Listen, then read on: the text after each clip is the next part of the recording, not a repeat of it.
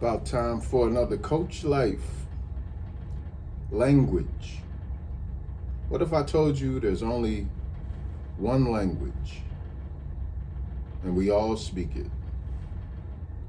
We all express it. What if I told you the difference in dialects, which we have,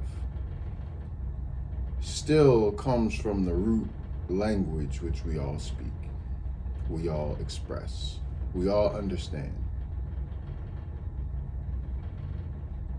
That was an argument that I was listening to this morning, and it was from a very wise brother from, I want to say, East Africa, but I'm not exactly sure.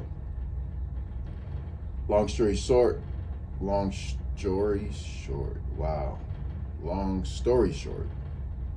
he said, we all speak the same language. You just add a layer of dialect to that. What's happened over time, unfortunately, is colonization and tribalism. Tribalism was birthed from colonization. Every action has a reaction.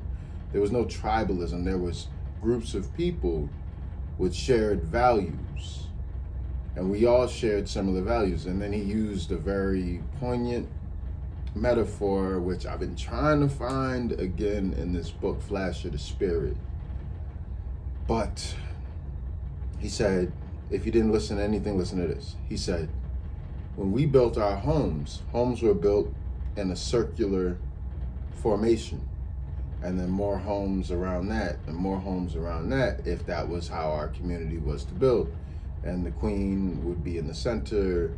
But the reason that it was in the circle is because we were a community. There is no single home. And in the book Flash of the Spirit, this example was used with the word rotunda, which I assumed to be, I don't know why I thought it was a Spanish word, but it comes from, I forget the country, but it's in Africa. And essentially it is, so the archaeologist was asking some of the people and some other archaeologists, like, how do you name one home? Like, how do you say just the house? And they kept saying the rotunda, the round, the community. He was like, no, I want to say just the house. How do you say that? What is the translation for that? And they said, oh, we don't have a word for one house because one house doesn't exist. We have community. It's about the community. You don't build one house. One house doesn't. And so it just hit me like a bolt of lightning, because imagine your cultural values if you don't look at a house as a house. You only look at a house as one unit connected with houses in a community.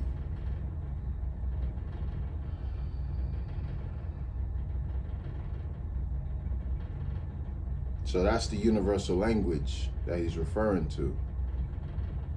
A system of values. See, we're just vessels for virtues.